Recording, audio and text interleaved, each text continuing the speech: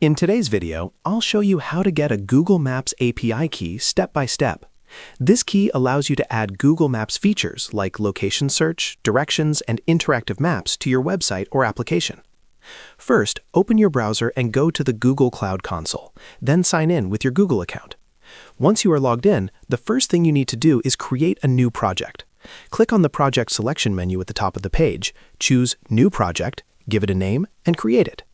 After that, make sure your new project is selected. Next, you need to enable the Google Maps services you want to use.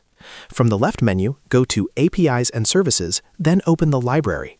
Search for the Maps-related APIs you need, such as Maps, Places, or Geocoding. Then open each one and click Enable. These APIs allow your project to use Google Maps features. After enabling the APIs, the next step is to set up billing. Google requires a billing account for API usage and verification. Open the billing section and follow the steps to add your payment details and link the billing account to your project. Once billing is ready, you can create your API key.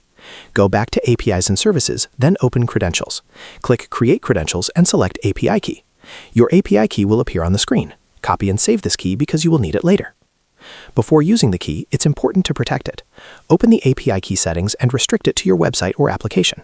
You can also limit the key so it only works with the APIs you enabled. This helps prevent unauthorized use and unexpected charges. After that, your API key is ready to use. You can paste it into your website, app, or software where Google Maps is required. And that's how you get a Google Maps API key. Share this video and subscribe for